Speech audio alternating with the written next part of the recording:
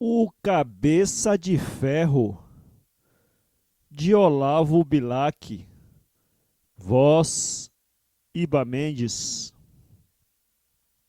Nesse ano de 1782, em Minas, no mesmo lugar em que assenta hoje a cidade de Diamantina, as autoridades de Portugal, monopolizando para a coroa portuguesa o comércio dos diamantes, eram implacáveis no seu despotismo. Entre os trabalhadores empregados na extração, a miséria era grande. Quase todos os escravos sofriam fome, enquanto pelas suas mãos passavam milhões de pedras que valiam quantias assombrosas e iam enriquecer o tesouro português. O trabalho era duro. Primeiro era preciso descobrir o trecho do rio em cujo fundo se esperava achar a jazida.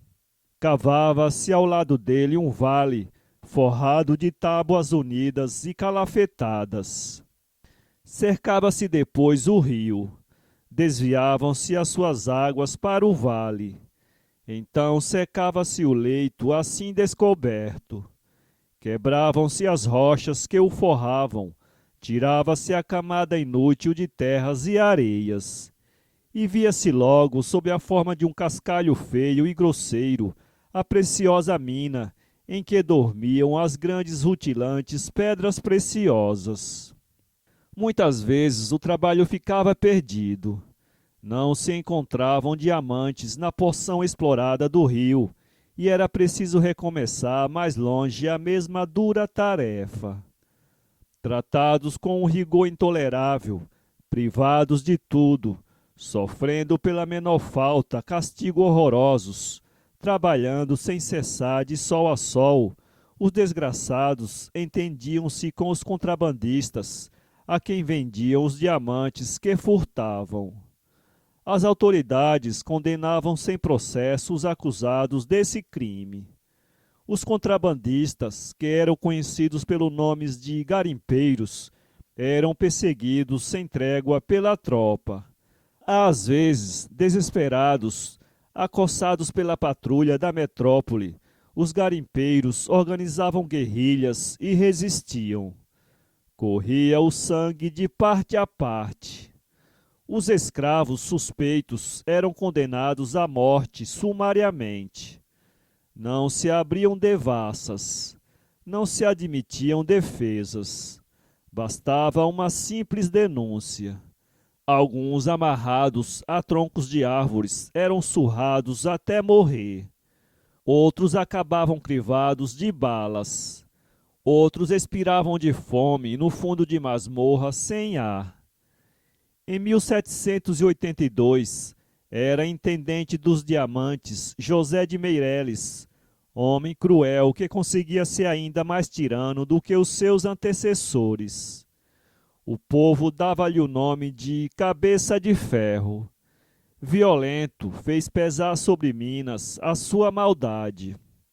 Quem por esse tempo viajava pela região, que ficava sob o domínio do Cabeça de Ferro, via de espaço a espaço corpos no chão, varados de tiro de espingarda, cadáveres de enforcados oscilando nos galhos das árvores.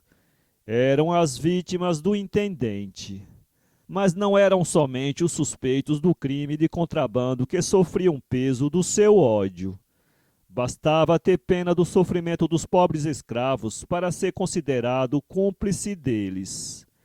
A cadeia do Arraial estava constantemente cheia de inocentes, cujo crime único era o de ter dado um pedaço de pão a um trabalhador faminto. O Cabeça de Ferro era onipotente. Quem ousava contrariá-lo, se escapava da morte, era degradado para a África e deixava a família na miséria, porque todos os seus bens eram confiscados para o Estado. E quando o intendente atravessava o povoado, arrogante, de sobrecenho cerrado, seguido da multidão de seus guardas armados, o terror corria às ruas.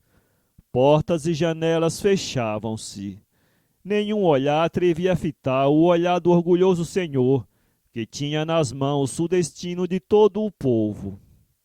Essa tirania já durava 3 anos, quando, por ocasião de se celebrar uma festa religiosa no arraial, veio para pregar o sermão na Vila do Príncipe um sacerdote modesto, homem de rara virtude, cuja palavra ardente estava sempre cheia de bênçãos para os humildes e de maldições para os orgulhosos.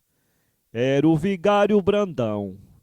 Ninguém imaginaria, vendo o pequenino, fraco, de olhos postos no chão, tão pobremente vestido, que causava dó, ser aquele homem que nunca recearia dizer a verdade, por terrível que fosse, aos grandes da terra. O povo, quando o viu chegar, acolheu-se sob sua proteção. O vigário viu os arredores do povoado cobertos de cadáveres sem sepultura. Viu as casas dos suspeitos incendiadas por ordem do intendente. Viu a cadeia cheia de infelizes que gemiam sob o peso dos ferros, vítimas quase todos de acusações infundadas. E, com palavras duras, que o amor da justiça inspirava, intimou o cabeça de ferro a respeitar as leis da humanidade. O intendente sorriu, e a sua crueldade aumentou. Chegou o dia da festa. A igreja, cheia de povo, resplandecia de luzes. Quando o vigário ia falar, entrou o intendente. Seguia-o a sua guarda. E o implacável tirano, arrogante, caminhava de olhos erguidos, dominando com a sua presença temorosa a multidão que tremia. O vigário começou a falar. A sua voz, clara e colérica, tinha uma majestade divina. Falou dos magistrados que apenas para oprimir os pequenos e os pobres sabiam usar do poder que a vontade de Deus lhe confiara. O seu olhar não se afastava do ponto em que estava o intendente, e o seu gesto, dirigido para ele, apontava-o como o causador da desgraça das famílias condenadas à orfandade e à fome. Lançava-lhe em rosto o assassinato frio de tantos inocentes. Condenava-o a vagar sozinho na terra, fadada a uma velhice de angústias e de remorsos, para pagar sua desumanidade. E descrevia ao vivo o sofrimento dos que jaziam no fundo de masmorras escuras, dormindo sobre a lama, gemendo de sede com os corpos chagados pela pressão das cadeias de ferro. O povo todo, imóvel de assombro, diante de tamanha audácia, escutava em silêncio. O cabeça de ferro, com as faces acesas de cólera, tremia na sua cadeira. Levantou-se, cruzou os braços e encarou o pregador. Durante minutos, que pareciam séculos, esses dois homens, um todo-poderoso, temido, rico, arrumado, cercado de tropa, representando a autoridade despótica de El-Rei, e o outro, fraco, pobre, sem armas, sem soldados, tendo apenas por si a verdade, longamente se fitaram em silêncio. Foi o homem poderoso que cedeu.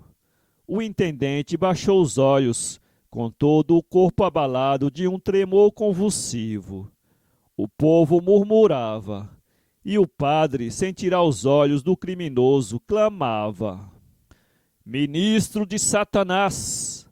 Como aferrolhas míseros inocentes nesse horrível calabouço, quando o seu crime só foi terem tirado da terra os tesouros que a providência lhe ocultou, para que igualmente a todos os homens servissem?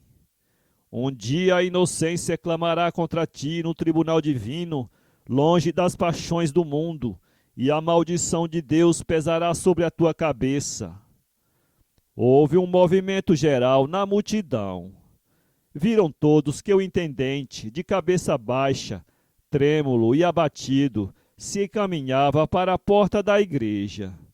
Seguiam-no os soldados da sua guarda, e o povo abria alas para deixar passar, humilhado como o réu, aquele que havia pouco passara sobranceiro como um deus. Houve ainda quem temesse que, ao sair dali, o cabeça de ferro fosse preparar a sua vingança contra o atrevido que o injuriara, cobrindo de opróbrio e de vergonha. Mas no dia seguinte, soube-se no arraial com alívio que todos os que estavam presos injustamente tinham sido postos em liberdade, que os cadáveres que jaziam nos arredores sem sepultura, servindo de pasto aos corvos, tinham sido enterrados, e que a sorte dos criminosos nos calabouços tinha sido suavizada. E de então por adiante todo o povo respirou, vendo o intendente reconciliado com a justiça e com a humanidade. Porque quando o amor do bem e da verdade palpitam na voz humilde de um justo, essa voz por si só é bastante para iluminar e purificar a alma endurecida de um tirano. Para ler este conto, acesse www.poeteiro.com